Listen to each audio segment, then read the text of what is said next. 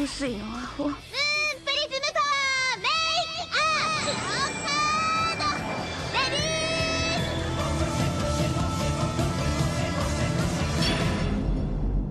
Welcome to Shojo and Tell, where we discuss shoujo manga and tell who's hot and who's not, talk about themes, and just generally geek out. Today, April 3rd, 2022, we'll be shoujo and telling about the series Planet Ladder by Yuri Narushima. I'm your host, Ashley McDonald, and I'm joined by Asher Sofman. I'll say hi to you right here, Asher. Hello. Hi. Asher is my husband and lives in my house and has access to the same out-of-print shoujo manga as I do. So that's why he's here. Yep. And this is normally where she would say hi. She went off script and it confused me. There's no normal here. I would normally make you introduce yourself, but this time I was like, I'm just gonna do it. Yes. That's fine. I like that. And here we are. Okay, so we're gonna start this off with an attempt at a spoiler-free section.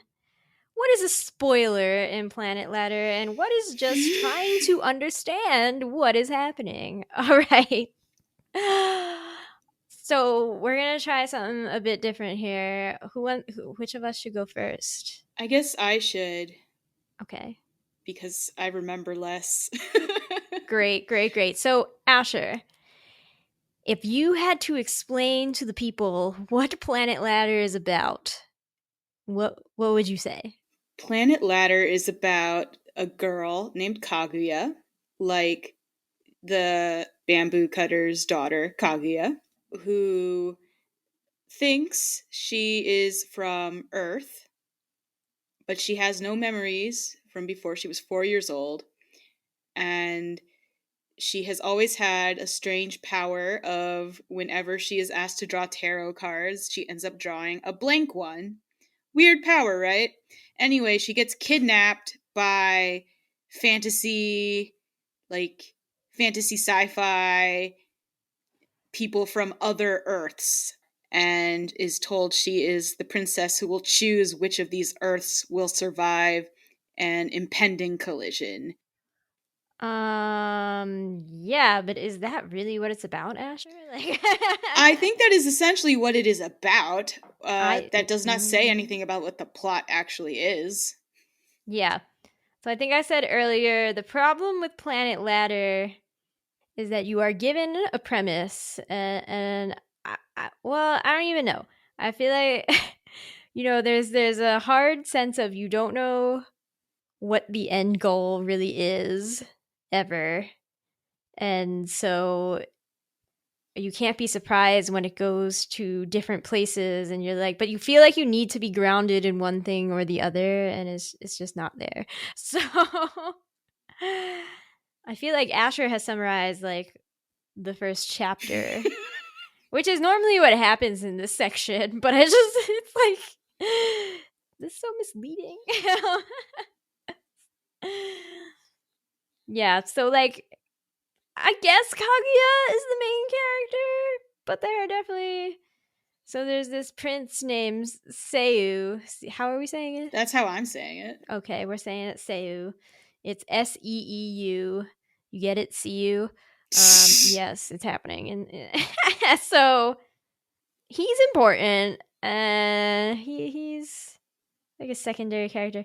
So really, I feel like the plot is driven less by like about following Kaguya and everything, and more about trying to solve the problem of all of the worlds being destined for destruction, aside apparently from the one that she will choose to keep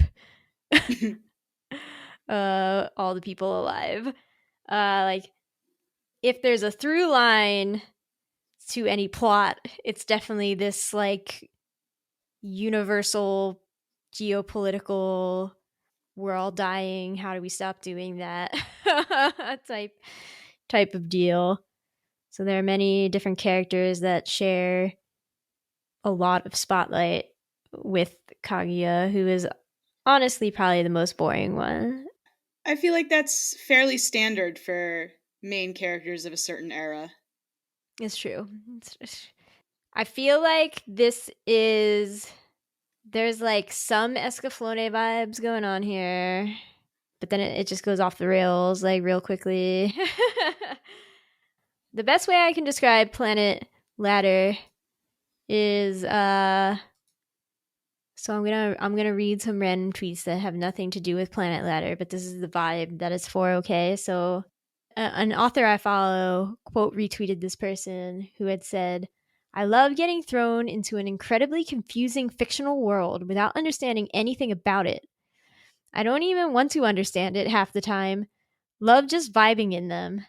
And then the author who I follow had retweeted, "The sheer number of edits I have pushed back on because despite what the market will tell you, there are actually people out there, myself included, who absolutely live for this shit. And if you are one of those people, Planet Ladder is for you." It's so like that's Planet Ladder. If that intrigues you. So Asher, had you heard of this series before? No, I hadn't either. So the way this happened was, we were trying to save money a lot. Although now we found a lot of book money in particular.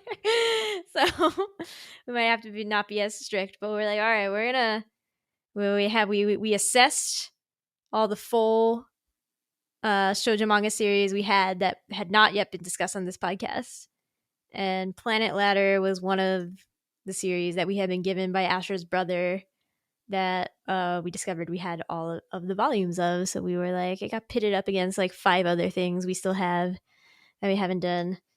And I ran a poll. I put 4 things in there. 3 of them were probably the level of Planet Ladder, and one of them was Mars. So obviously Mars won the poll. Like, I'm not surprised. But then of the other 3, Planet Ladder was the highest. So we were like, all right, me and Asher are just gonna be schmucks and cover Planet Ladder. So that's how we got here. So Asher, as people who had no prior experience with Planet Ladder, we're not like big Planet Ladder stans. But do you have a favorite aspect of the series? Would you recommend it to other people? Oh man, I mean, okay. I always end up with a favorite aspect, and I think my favorite aspect hit somewhere around. We're still in the spoiler-free section. Well, it hit around probably like the middle of the series, where I was like, "Oh, okay, I'm into this mystery game of figuring out how this all fits together and what the solution to this problem might be." The several Earths crashing together problem. Big problem. Yeah. I wouldn't actually recommend this series to anybody, even people who enjoy that sort of vibing in the nonsense world. Because there's a point where I'm a rabbinical student. I read a lot of Kabbalah. I read a lot of mysticism. And like, there's, a lot of it is really difficult to wrap your mind around because they're using words in ways to express something without giving you something concrete, because there's nothing concrete to hold on to. There comes a point where there's too much trying to, there's too much, there's not enough concrete to hold on to in Planet Ladder. Yeah. I thought it was maybe getting there, and it kind of veered away from it at the end. And I was like, darn it. Yeah. I'm like, my favorite aspect is a character, and it's Bambi. I mean, completely fair. Yes. So Bambi, we'll get more into characters later, but Bambi is one of the aforementioned people who kind of shares the spotlight with Kaguya. She has a lot of power. There are these things called living weapons that are wielded by many of the special people in this manga, so she is one of them. She has a lot of power. She's also just a badass. She's like, I don't care. I would describe her, Asher, you can tell me if you hate this, but I was like, this girl is Helena Saint Tessera from Neo Yokio. Same vibes. I don't know how much of your listenership is going to get that, but I don't care. Am I right? I just need to be right. That's you're not wrong. Okay. I think that she has some other same face. Underlying they do have the same face. The other like underlying other underlying manga tropes going for her that Helena doesn't have. Mm-hmm. She reminds me of Uotani in a couple ways that I can't quite put my finger on. Probably just looks. Yeah. And general like badassery, but yeah. But Bambi has like one motivation, one sort of orientation, and goes all out for that. And if you enjoy that in a female character or any character, she's your girl. Yeah, she also just really doesn't care about what other people think. She's like, I do what I want. Yeah. I'll kill you. Yeah. And then they're all like, Bambi, don't you have like morals and values? She's like, what? And she's like, no. Exactly. And why should she? Why should she? Exactly. That's what she tries to get at, like the so what of life. We'll get into this more, but yeah, she's like, people are trying to give her reasons that she should care, and she's like, so what? No. And I'm like, Bambi's the best. Oh my gosh. So read it just for Bambi. Is it worth it? No, she's not in it enough. Well, it's not worth it. I didn't actually. Okay, wait, hold on a second. I think that depends on how much money you feel like spending on an out of print manga. Because Planet Ladder is out of print. It was published by TokyoPop. The manga itself was written like the late 90s. I think it started in 97 or 98 and ran to like 2003. And TokyoPop, I guess, probably picked it up towards the end of its Japanese run and printed it. It doesn't look like it's horribly expensive on eBay. Just doing a quick search, like it looks like you could get it. You know, there's 7 volumes. You could get it for less than the $10 a volume that it initially costs. But you know, like I can't wholeheartedly tell you to go out there and buy that. I read it for free. You're like, and I still don't think it was worth reading. I think it's worth reading for free. Oh, okay. I wouldn't pay much more money than free for it. Okay, fair enough. Well, with that, we're gonna go into the spoiler section where we are gonna talk about lots of baddie things that happened in this manga. So if you don't want to know what the actual baddie things are because you want to go vibe with it, be my guest. Please go turn this off and go find you some Planet Ladder, man. God. And come back. So, look, I'm not trying to badmouth it. It's just it sure is. It's a lot. Yeah, it's you gotta be ready. Yeah, and I just wouldn't recommend it to most people I know. Oh yeah, no, there's not like a person I could think of that I'd be like, I'm dying to give Planet Ladder.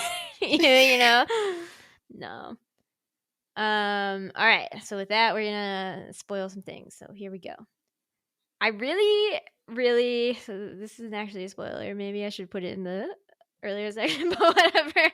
I really wish we had more access into like the behind the scenes of this manga. There is some sparse information that we are given in the author's notes that are repeated on Wikipedia that are like helpful to know, but there's just so much going on in this that it would be even more helpful to know like what inspired her and all these things. But I'll relay the sparse information we have. So according to the manga artist, she began the manga with, quote, a dramatic feeling in mind and wanted to, quote, start off with a comic book for young girls, which is just Shojo manga. Right. She planned to have the plot progress so quickly the reader remembers the events and can, quote, digest the foreshadowed events. Which I remember Asher laughed a lot about this comment. I mean, you were like, well, she's certainly accomplishing what she said. She certainly made the plot progress very quickly. I couldn't digest anything while reading. Exactly. I think, well, also it's different when you're reading it all in gathered form rather than waiting for each chapter. That's true. But also, like, I remembered the events as I went from chapter to chapter, but I didn't understand them. Yes, that's really the key here. Is that I would be like, I would struggle. I would reread sections and be like, I still don't get it. Yeah. Like, who's talking about what now? And you know what? It doesn't matter. Nope. This part might have been useful to know more clearly before going in. So, Planet Ladder was based on the Japanese folktale, The Tale of the Bamboo Cutter, which focuses on a girl named Kaguya Hime, who is discovered to be the princess of the moon. Also, sorry, I'm still, and my eyes are still a bit messed up. So while I try to read, I'm like, what letter am I trying to fill in? So I do feel like that maybe knowing that it was based on this folktale and briefly looking up what the folktale, like what the story is, might have been helpful to know before going in, because then the hard veer into sudden romance forefront in the final volume might not have been as jarring. The wiki summary of this story is it details the life of Kaguya Hime, a princess from the moon who is discovered as a baby inside the stalk of a glowing bamboo plant. After she grows, her beauty attracts 5 suitors seeking her hand in marriage, whom she turns away by challenging them each with an impossible task. She later attracts the affection of the Emperor of Japan. At the tale's end, Kaguya Hime reveals her celestial origin and returns to the moon. And, like, I definitely found the romance plot to just come out of nowhere. I mean, I saw it coming at some point. Okay, I saw it coming, but, like, in volume 6 of 7. I think I must have seen it coming earlier. I think when I realized that Kagami was her brother and not some, like, childhood friend, I was like, okay, well, she's gonna end up with somebody, or there's gonna be some tension somewhere. Because, I mean, you were comparing this to Escaflowne, but I was comparing it to Fushigi Yugi in my head. So I was like, well, somebody. Just comparing it to Escaflowne, like, Escaflowne is still romantic. Yeah, but it's, like, sort of not the focus in the way that it's the focus of Fushigi Yugi. Sure. I wouldn't say it's not the focus. It's not the focus, but it's like, it's not. He told me knows that she has, like, it's not a harem, yes, and he told me knows that she has, like, something to do, whereas Miyaka just keeps getting distracted. Right. And Tomi's like, we're gonna not die. Yeah. There's an evil empire. like, and then Kaguya here doesn't have either of those things. She's just trying to figure out what's going on, even. Poor kid. Yeah. And that's why it's like, I guess we as the reader are learning along with Kaguya, like, what is up. But I feel like nobody ever gets a clear answer about what is up, Yeah, correct. I'll note this last bit, and then we'll go talk more about Kaguya and friends. So the only other thing worth noting, I guess, is after discovering that a North American version of Planet Ladder was being simultaneously released, Narushima designed the cover of Volume 6 to be, quote, export friendly, describing it as like Japanese style but slightly off. Additionally, she considered serializing Planet Ladder in another magazine, but decided against it since the series was close to ending. So I remember you were concerned that she had switched, and that's why it was weird. But it seems that she did. I mean, either way, it obviously influenced the ending. I think so, yeah. Yeah. But I did want to let you know that she had not, in fact, switched magazines, apparently. Huh. All right. So Kaguya is so hard to just like I can't get over the fact that in the beginning, you know, she's all like cutesy in her middle school, high school, whatever uniform, and then, you know, she gets thrown into other planets. She hangs out with Bambi, and she's like, Bambi's so cool, which is correct. And then, like, but, you know, volume 6 is like, she's playing, like, Beauty and the Beast with freaking Seiyu. And, by volume 7, she's, like, in some wedding dress for Kura. Like, has no straps. It's just like, and I'm like, what is happening? That doesn't, strike me as too weird, given just like, all the Sailor Scouts are 14 at the beginning of Sailor Yeah, Moon. you know, we're never gonna live it down. So, like, whatever. Yeah, no. I feel like Kaguya suffers from the whole a main character must like appeal to your lowest common denominator of audience, which means like not offend too many people, right? So she's very bland and very like meek. Yeah, like lots and lots. She has traits that lots of shoujo heroines of this era in particular share, where like, oh, she's clumsy and indecisive. I think that one's really annoying. But again, she's like 14. I would say the one moment where I respected Kaguya was, obviously don't, everything gets a little jumbled, but it was when they go to Geo, which is one of the planets. So they go to Geo, I guess, to meet Kura, or they're like planning to go to Geo to meet Kura. And, you know, they're like, oh, well, we have to arrest Bambi because she's been like a secret hideout person with one of the living weapons, and she's committed crimes trying to keep you hidden, Kaguya.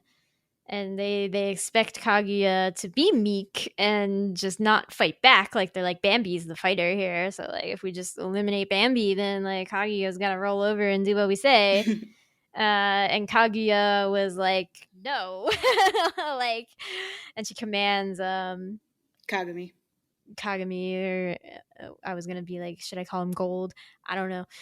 So she commands Kagami to be like, go hurt all these soldiers who are holding Bambi back, but don't kill them.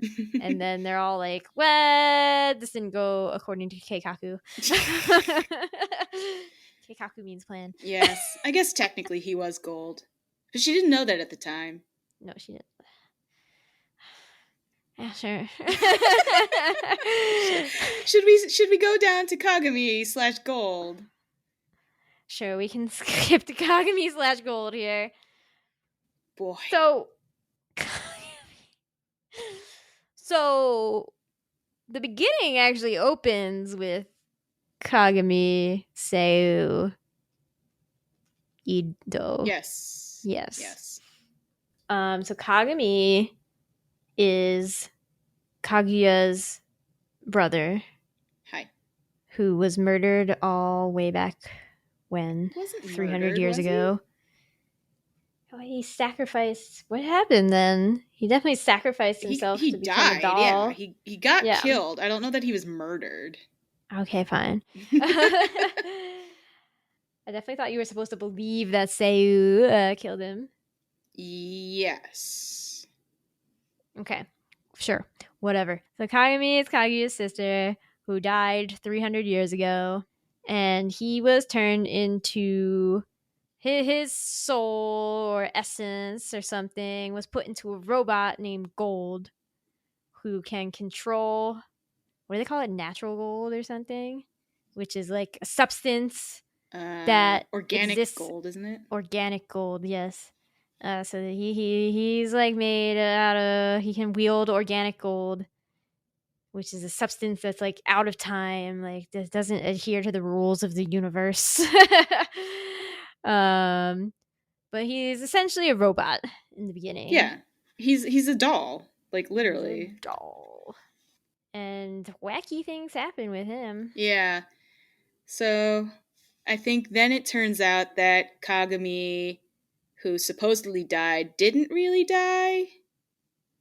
But like his soul wasn't in gold. Yeah, He could just 'cause communicate with gold sometimes. Yeah, and then what? They became a phoenix? Like, I don't know. I thought he was a dragon. Oh, right, it was a dragon. So cool.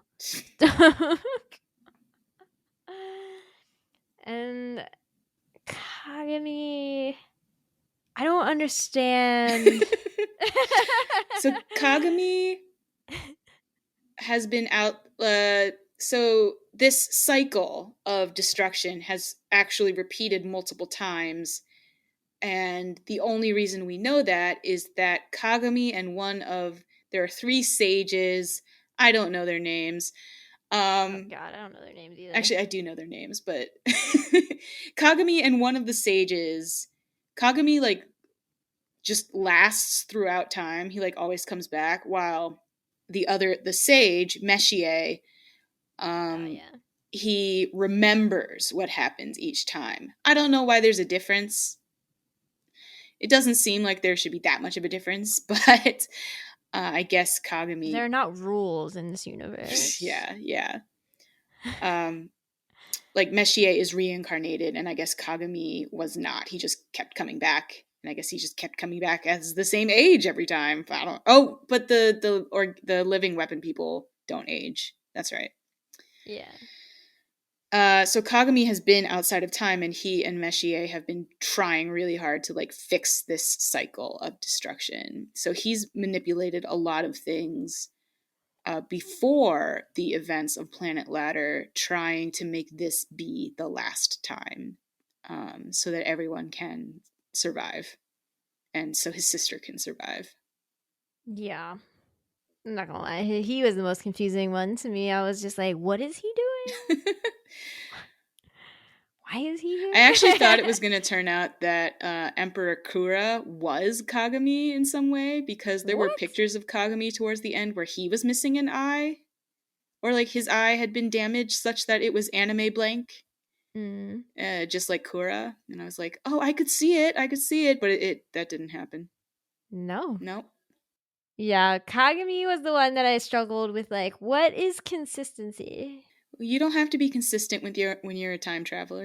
You don't have to be consistent when you exist outside of time. Yeah, and the other thing with that was that Kaguya was born outside of time completely somehow.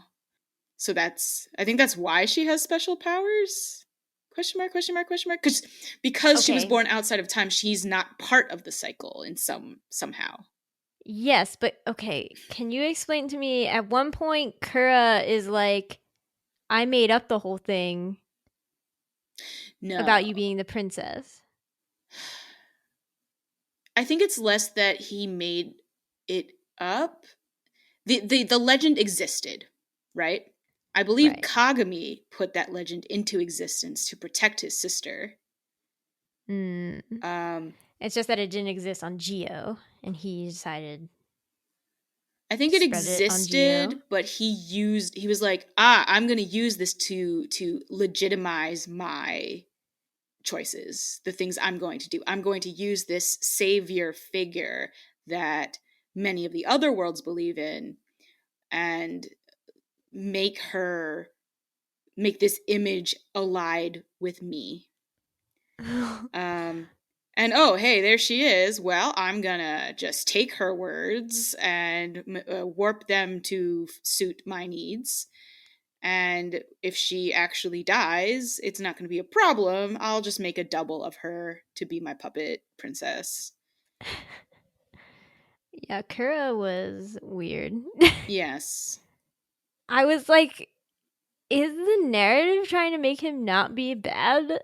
I think the narrative was trying to make him be complicated. I don't think she was trying to make him not be bad. He does bad things. He kills people. He omnicided a planet or two. Or more than that. It was definitely at least 2. Like, at least 2 during the course of the manga. Yes. Others in retrospect. Right after Kaguya had been like, I want to work with somebody who is interested in saving the most amount of people, he cut in with his universe broadcast and was like, yeah, that's me. I'm going to go destroy 2 planets. Yeah, he did that. But, like, the manga did also make it very clear, and without sort of apologizing, that, like, Kura was trying to save as many people as possible by bringing them to Geo. And, like, you know, in a conqueror way. But I think I liked that. Like, not that I like him as a person, right? Oh, God, he's terrible. No, he's awful. But, like, what he's trying to do is the whole, like, benevolent dictator thing. Where he's bringing them all into the fold, and then he's responsible for them. And, you know, like, he's not the best at being responsible for them, and he definitely, like, doesn't care about individuals. No. And he loves power. Like, he isn't doing it because he's so great-hearted. He's just like, it's generally good to save people. I like to be in charge of lots of people. Come on. Come on down. Yeah, I guess I was confused because we get his backstory where, you know, they're like, I guess they set it up as like, he actually once had more noble ambitions that he feels that he is still following, and, you know, some of his followers still actually do believe that too, but like from an audience perspective, it's like, well, it seems like he got really warped along the way, regardless of whether his origin story is, you know, he wasn't within the established, you know, like hierarchy. Like, he didn't come into power because he should have. He came into power through manipulation and a bit of luck, right? Like, right. Yeah. No, like, I don't believe that we're supposed to think he's good. I do think we're supposed to look at him and think about, like, what he represents. And, like, I don't know. Looking at him, I end up thinking of, like, Alexander the Great, right? Who, we call him the Great, but he did go and, like, win all those territories through bloody conquest. So, and, you know, people surrendered to him, but people surrendered to Kura too. I think actually we're supposed to think of conquerors of that type when we look at him, because his planet's whole aesthetic is like Greco-Roman. Yeah. I think probably more Greek than Roman. Yeah, he wears like I don't know how to describe their clothes, but then he definitely like takes off the top half. He's wearing like I'm like, all right, bro. Yeah. Nobody likes you that much. No. The other confusing thing about, like, whether or not we're supposed to be sympathetic to him is less about, like, his actions and morals and more, like, visually how he's portrayed. Like, he has weird, goofy moments, like, very often during the last volume in particular. It's like, all right. Okay. No, I love when he was like, what the heck just happened? Yeah. It was a very serious moment, very dramatic moment, and then he was just like, what? Yeah. That was great. And, like, representative of how I feel about the series. Way to speak for the people, Kura. I know. I was like, you're right, Kura. This is the only time you've been right this whole time. What the heck just happened? Yep. A giant chicken came and took Kaguya away. It's easy, Kura. Keep up, okay? Yeah. Keep up. Oh, man. This is a manga. Sure is a manga. All right.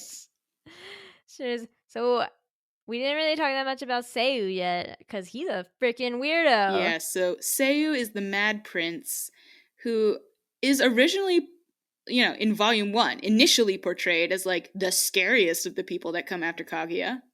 Right? Yeah, totally. He is actually, like, mentally unwell. Oh, That's yes. for real. He's got this long red hair, and he wields a scythe. I like him, actually.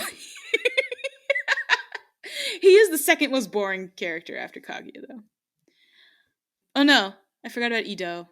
He's the third most boring character. Ido is definitely boring. Yeah. Actually, would I put Ido as more boring than Kaguya? Potentially. Yeah, I would. All right. Sorry, Ido. Anyway, we'll get to him. I didn't even put him on here because he's so boring. What does he do? He doesn't do anything. Sorry, dude. Seiyu's tragic backstory is admittedly super tragic. He was born on a planet that there was this advanced wasting disease that affected everything. Like your arm would just fall off, like it would melt off. Yeah, it affected the joints in particular. And everybody had it except him because he had been born inside this like hermetically sealed palace. But it meant nobody since he was born ever touched him. Ever. And he spoke to people occasionally through the magic barrier or whatever. And that's why he cannot deal with anything. Oh, he really needed a hug. Yeah, but I think maybe more forethought could have led to the introduction of Seiyu to human contact. You're like, more forethought could have been put into the hug. Kagami was, I guess, his second friend, because first he made friends with Takayoshi, who we will get to. The giant chicken? Yes. Who wasn't originally a giant chicken. He was originally a Tokyo University student, but we'll get to him. Yeah. God, this manga. Then his second friend was Kagami, and they were sort of, I guess, the most powerful of the wielders of the living weapons. And he also had he ended up with, I don't think he started with it, but he ended up with the most powerful, the other thing. The thing that, the name, thing? Yeah, there was another name for like what category of thing that was. I really lost that plot. So. Yeah, I only have volume 1 with me, and they didn't even come in that early. The transport thingy. Collapser? Yes! Matter collapser, I guess. Star collapser? Star collapser. I think that's what it was called.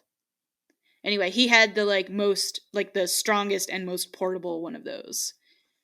So he was very difficult to predict and control and fend off. But most of the time he didn't want to do anything because he had nothing to live for. Nothing to fight for after Kagami apparently died. Except to make more Kagami dolls. Yep. He had lots of those. To be a Kagami stan. Oh, God. Yeah.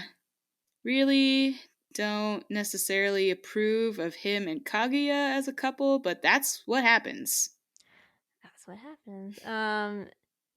Yeah, so Seiyu in the beginning, you're just keep being like, why do they keep calling him Mad Prince?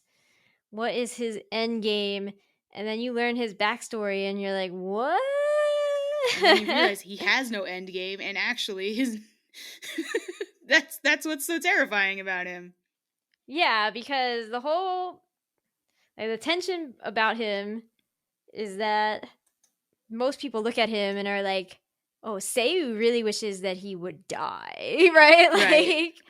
But if they possess, it is said in the text that if you possess a living weapon, the living weapon goes to the people who actually really, really, really want to live. Right.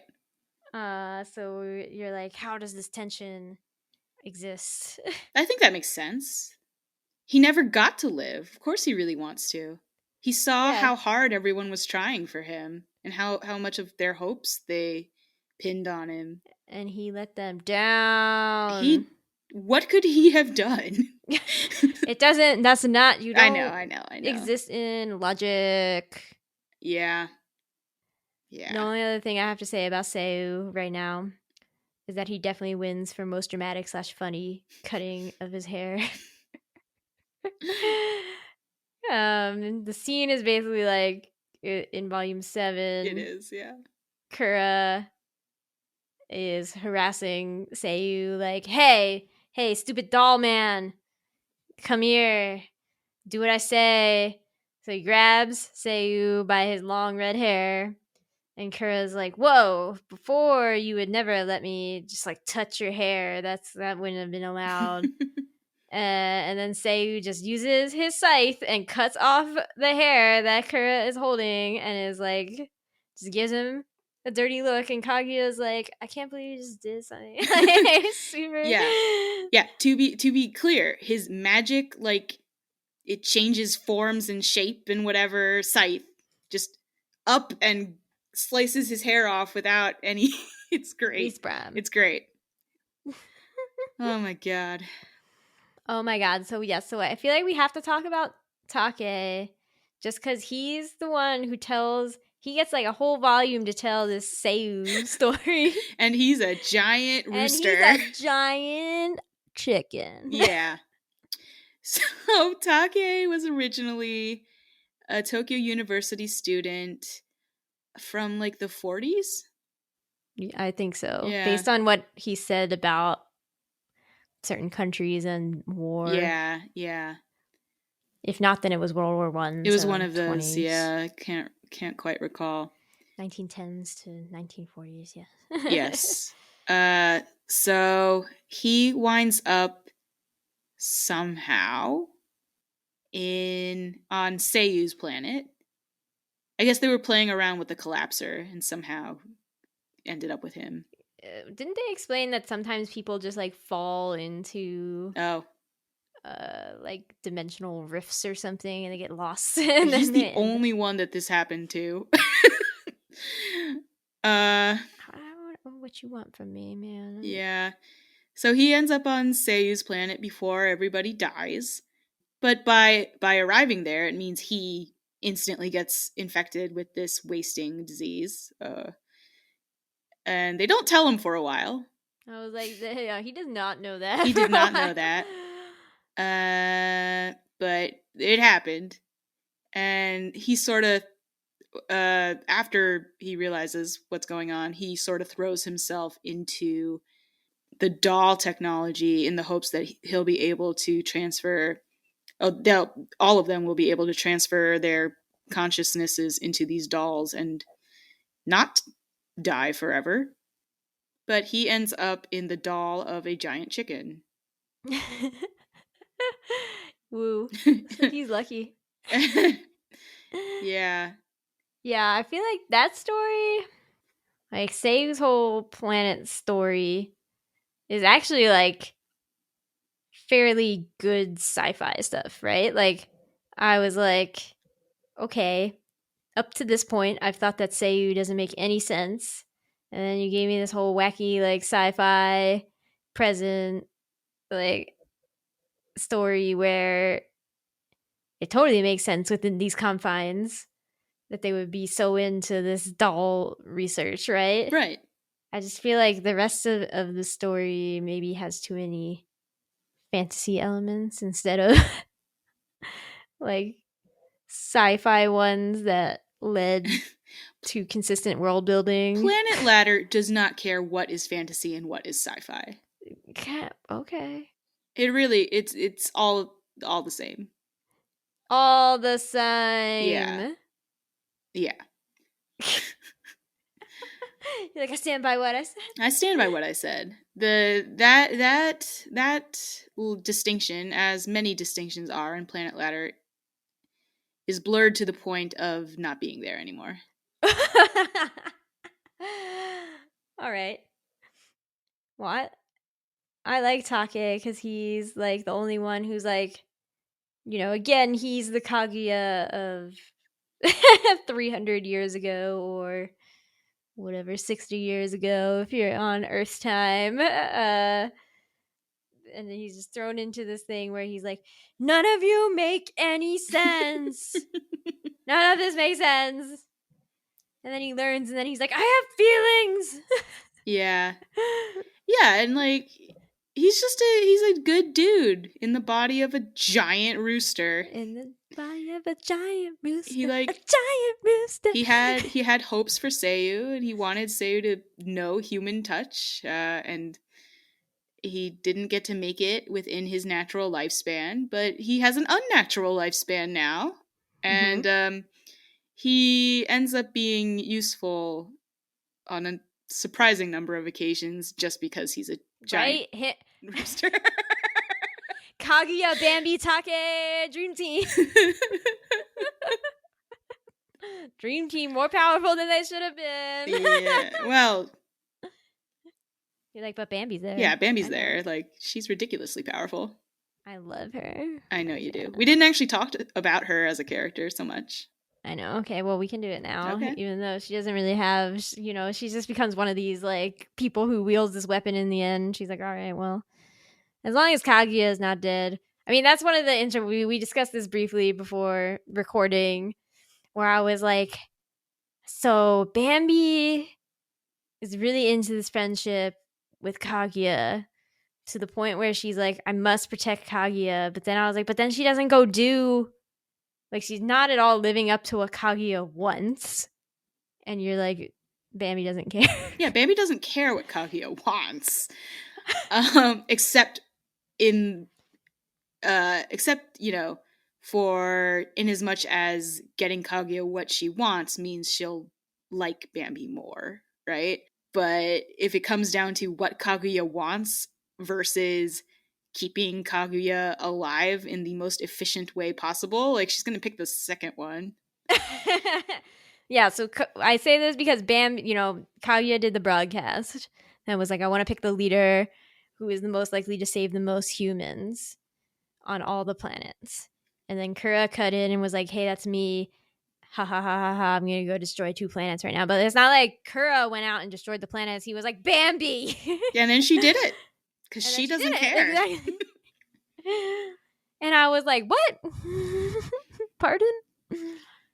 But Bambi's a tough cookie. So, again, as I alluded to earlier, people kept trying to, like, convince Bambi kind of that she shouldn't do something so reckless as, like, protect Kaguya and fight various people.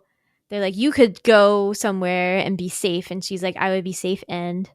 Yeah. What's the point of being safe in worlds that are gonna die?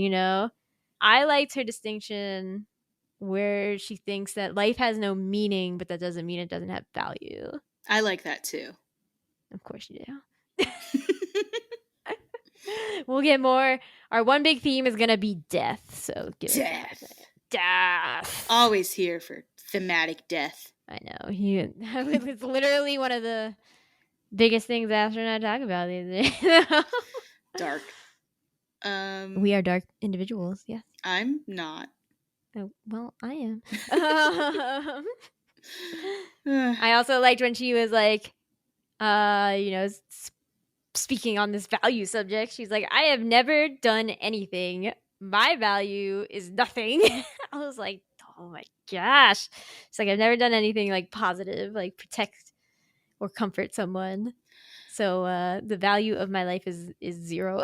I think it's especially interesting that is sort of her view, when the view of the people interacting with her, like, they're all seeing her through the lens of her dad, who was the previous living weapon wielder of her weapon. Who she was definitely protecting, right? Yeah, well, she was protecting his corpse. Yeah. He was dead. Yes. Ragunahan was his name. Yeah. And he seemed to be sort of he was confusing too. I think Yes. I might have found him more confusing than Kagami, because I'm used to time loop weirdness. No, he's Ragunahan, definitely more confusing than Kagami. yeah. Ragunahan seemed to be both, and I think duality is also like a huge like element of whatever weapon he and Bambi share, because it's fire, but isn't it also ice, or am I making that up? I don't think it's ice. It's also something else though, right? I don't Whatever. think so. The point is, like, he seemed to be the most like his extreme is finding the balance, right? Mm-hmm. He might have been the most peace-minded out of the living weapon wielders, even though he was also the like, I don't think he was the best fighter, but he was up there. Maybe he was the best fighter. But he just never fought. Yeah, it was confusing. So for her to be juxtaposed with this memory of him, and she's just like, I am gonna go and be the most ruthless, efficient, destructive force for my goal, which is not inherently bad. I think it's just so tasty, and like the story doesn't dive into it, but you can sort of I felt like I could see the people who had known Ragunahan kind of looking at her and being like, wow, Yeah. this is what you created, Ragunahan, with the way you lived your life. This is what came out of that. And I think that's actually a very powerful and complex message that, like, not actually explored. Yeah, like I was like, I feel like Bambi is the one with the most consistent like view of life and like the universe, and like it's to me it just feels a shame that she is not the main character when Kaguya is the one who doesn't understand how anything like works, and it's confusing to be in her perspective almost, because it's like trying to make Bambi and Seu and Kura and even to a point like Ito's and Ragunahan's, like all of their philosophies line up in this large universe that they have been conscious of being a large universe where they fight each other all the time for a while. It's like, if we had been in any of these people's heads more, I feel like it probably would have been more enjoyable. But I agree with the more enjoyable part, maybe. I'm not sure any of them would have worked as the main character, just because they do all represent a faction, right? Or if not a faction, then yes, a philosophy. I do wish Bambi had just like been by Kaguya's side the whole time. right? I was like, no, don't separate them. Yeah, they were separated for most of the series. Yeah, they were really only together for volume 2 and like 3, while Take is like explaining stuff, and then part of 4, I guess. Yeah, it's just really a shame. Also a shame that she and Kaguya didn't end up together. All right, we're gonna get there right now. So I did get on Twitter, I wrote, "Have you read Planet Ladder? If so, how would you explain what it is about to a potential reader?"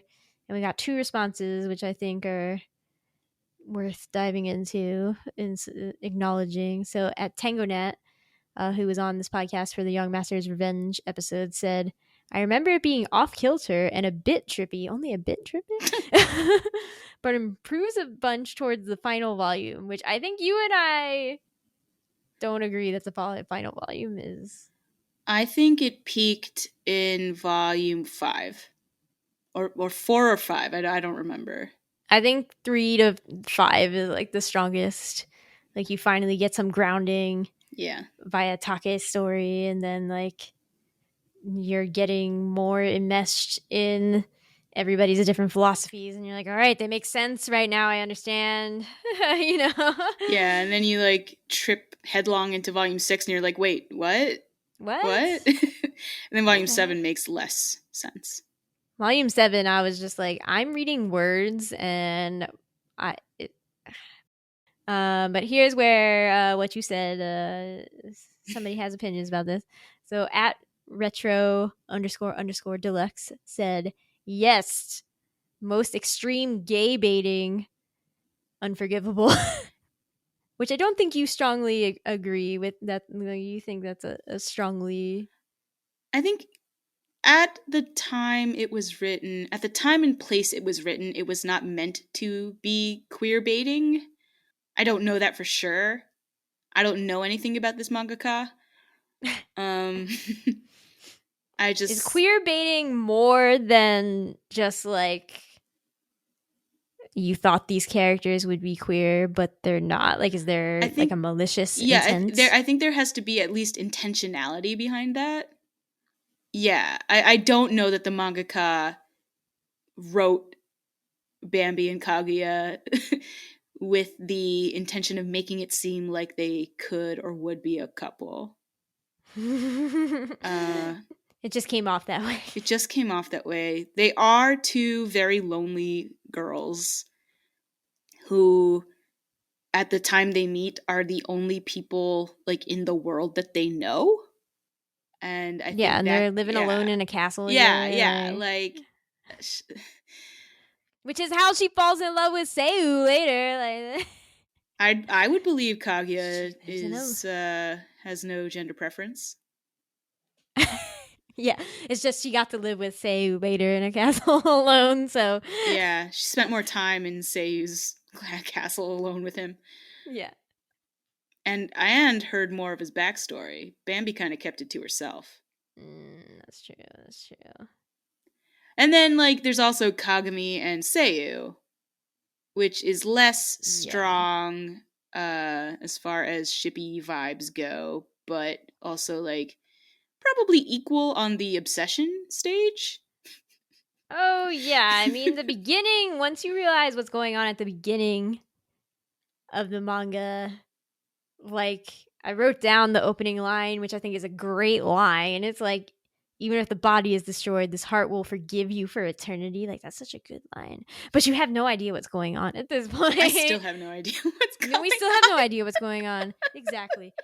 Part of that is because those pages were colored, and when they are not colored, it's actually very hard to, like, parse what is going on the page. Yeah. Regardless of it being confusing because the story is a mess. So yeah, but so like the things that they say or think in these flashbacks definitely have very shippy vibes in a lot of contexts. But the most annoying part about that is that then Seiyu ends up with Kaguya, who's Kagami's sister, which is just like, didn't I just read this manga? It was short KK. Very, very different mangas. But yeah, so yeah, I'm not sure I would say it was gay baiting, but it definitely had gay vibes. Oh yeah, yeah. And like Bambi and Kaguya definitely had more chemistry than Seiyu and Kaguya. They have more chemistry than literally anyone in this manga. Yes. At all. Okay, so I feel like now we have to talk about the one consistent thing in this manga, which is its obsession with death. And I suppose the lengths with which humans really want to go to avoid it, but also, as you said, it's a duality. So it's like in trying to avoid it, they definitely invite a lot more of it. Yeah, like when Kura just like completely destroyed 2 planets. Yeah. Yeah, like that. Yeah. Well, also, I'm trying to remember. They explain that initially they didn't have collapsers, right? So they couldn't just go to each other's planets. And then I think it tried to explain that, like, you know, like in this world, you would think where they're going to crash into each other, building the collapsers was because they wanted to work together. But no, it's the same old story where it's like they built collapsers and then they were like, well, we can go take over each other's worlds now, right? Like, and I was just like, okay, sure. Yeah. I really like the line, surrounded by infinite deaths, we breathe. Is that from Seiyu's backstory? I think so. That makes sense. It's definitely from a Seiyu something. Right. Yeah. Yeah, I think this theme actually comes through strongest in Seiyu's backstory, where all these people are dying of this degenerative disease and still find reasons to hope and love and smile. But I guess in the end, how did you feel it handled this topic? Look, I don't think Planet Ladder handled anything it No. brought up well, because at the end of Planet Ladder, we're building and building up to this final climax, and then we just skip to like 8 years later or something, and everything is fine, and we don't know, like, we don't know why. The world. Yeah, like we don't know what happened or what choices they really made and what work they put in. So like, I didn't get the impression that they did much of anything. I thought like Kagami as dragon did all the stuff. They had to like put all their weapons into Kagami or something. Like they had to trust him. It was, there was other work that they had to do, but I don't remember what it was. And like, I didn't read that volume that long ago.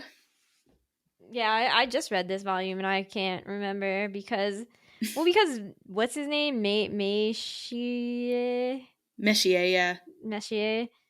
He's like, here are the 3 things we must do, but we already did one of them, and the second one didn't seem like a thing, and here's the third one, it's give up your weapons. And I was like, what? I'm thinking now, is his name a version of Messiah? Like, oh, maybe. Their names are really weird.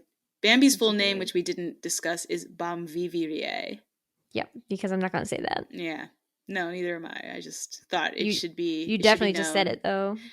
Yeah, I'll never say it again. You were never going to utter this again. Yeah, like they definitely alluded that they had to do something, give up some powers. And I mean, obviously they would have to give up powers because I just said that they made collapsers, and then that led to like we can kill each other faster. Yeah. And so like they would have to get rid of all of this technology that allows them to be OP, right? I don't know. I don't remember them having to do anything with the collapsers. They had to give up the living weapons. I remember that. Well, I guess if they can't just outright destroy a planet, makes it a bit safer, huh? Yeah, I don't know. Yeah, and so I was like, I find it very interesting, this discussion of death, like both trying to balance like the world is just chaos and you're just trying to survive in the utter chaos of it, but that like obviously humans bring about their own demise in ways that are totally preventable because we control that instinct and we're just terrible people, right? But in the end, it's like, well, we can avoid all the planets smashing into each other and dying. I guess I'm disappointed a bit because around volume 2 and 3, I was like, oh, this is interesting. Maybe subversion of, like chosen one tropes more than anything. Like I was like, Kaguya has to choose something that's terrible, and normally when that happens, people try to, like, she would have to be sacrificed, but she doesn't have to be sacrificed. Like, most of the population of the universe has to be sacrificed, right? And I feel like, yeah, normally people band together at that point to change the corrupt system that led to that, but it's like, obviously, as we just discussed, everybody has their own worldview such that they're not at all working together throughout this whole thing. And so like I was very excited because and it's not that they ignore that there are consequences to anything that they're doing. I was excited because I feel like the trend more recently has been like, well, one human sacrifice is intolerable. And so I'm talking specifically about Weathering with You. I know you're talking about Weathering with You. I hate Weathering with You. I hate the message of Weathering with You. It's just like, it's intolerable. So here we go. They shall not be sacrificed. And it will be okay. And we'll just accept the world as it is. And I was just like, I don't like this. So I was excited for it to focus more on like how tortured Kaguya would become and like them eventually working together, and then it like wasn't really about that. And Nope. And I was like, oh. What made me what I found initially interesting about that was that Kaguya said, "I'm not going to choose a planet. I'm going to choose a person." Yeah. I thought that was cool. I was like, well, like not cool necessarily because she's delegating her responsibility Right. in a way, but it's also like, oh, okay, so like you're not picking the worth of a world, you're defining worth as somebody who wants to save as many people as possible. And like, all right, you know what, I can respect your going against the system you have been provided. Yeah. And I can respect like that choice of being like, no, my choice is I want to save as many people as possible, and I will do it in this manner. Yeah, and then it immediately gets thwarted by Kura, Right. and that annoys me, not because, you know, it's immediately thwarted by Kura, but because I didn't feel like Kaguya had a response to that, really. Like, No. she was just like, oh, well, that didn't necessarily turn out how I thought it would.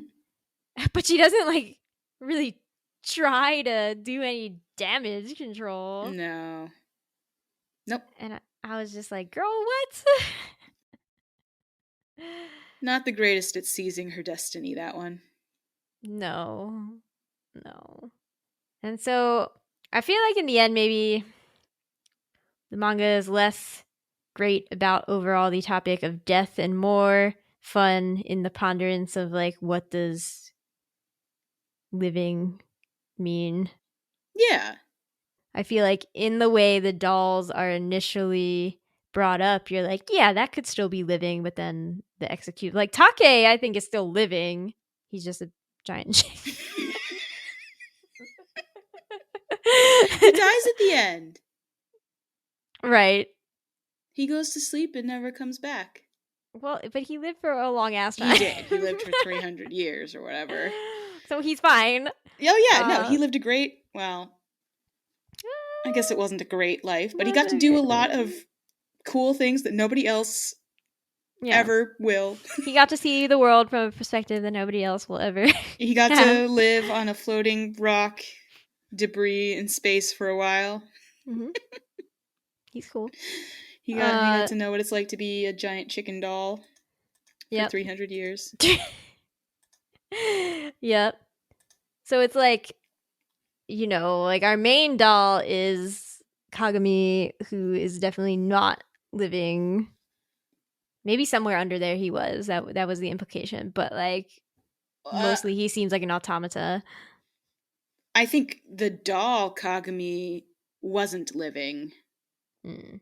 Kagami's soul was somewhere else. Yeah.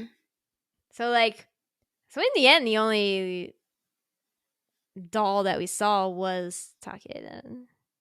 That, like, as it was proposed to us initially, where it was like, we put the soul in the thing and then it's fine. Yeah. And like, I'm like, yeah, for Take that worked. Like, I think that's still living. And then, yeah, you know, like Bambi being like, well, I'm living, but am I doing anything? No. Like, so what's the point of this? I would have liked to see more resolution of that. Yes. No, there's no resolution. She's just like, okay, we did the thing. We're girlfriends now. Like just girls who are friends talking about life now. Yep. It's like, what? So yeah, so there's a lot of balls up in the air, and there's 100 balls up in the air, and 98% of them are dropped. The one that isn't is Take. Yep, Take's good. So Bambi does not end up with Kaguya, but it is stated that she dated Damien for a Yeah, second. that was. I mean, I saw that. Right, you saw, because Damien was like into her. Damien's like some general guy of Kura. Yeah. Right, he was definitely like, she is so hot, Yeah. and I love a bossy one. He was you know, absolutely into her. And you know what? I'm glad they tried it. Right? Yeah. And you're glad it failed. Yeah, like Bambi doesn't need him. Damn it, Bambi doesn't need him. And no. I'm glad they tried and he got to know what that was like. Live your best dream, Damien. Live your best dream, Damien. Damien was hot, I'm not gonna lie. I'm not surprised. I didn't think you would like actually care about him. Oh no, I don't care about him, but he's hot. All right, fine.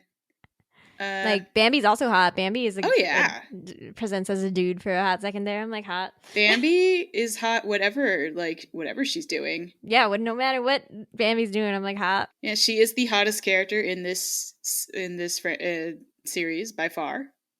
Just like hands down. Seiyu? Bambi's the one. No, Seiyu. Ew. No. Who's left? Ragunahan? He's dead, and also Bambi's dad. Like, duh, of course he'd be hot. Ito? No. He's surely somebody's type. You know who he reminds me of? Who?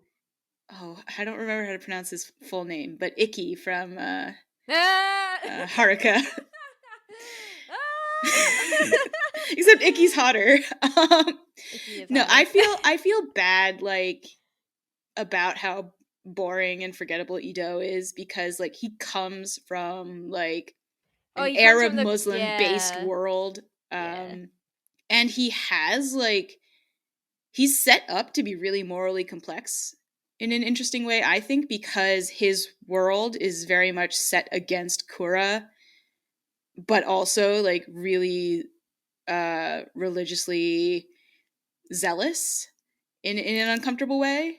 And then here's Ito sort of like not really in the middle, but kind of outside, but kind of still wrapped up in everything. But he was just so boring. Yeah.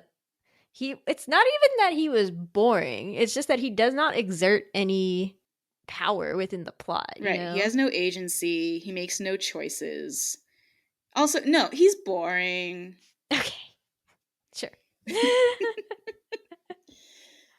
He's just like there to like tell us what the morally acceptable thing to think about each character is, kind of, is my sense of him. Yeah, and in the beginning he's like a divergence.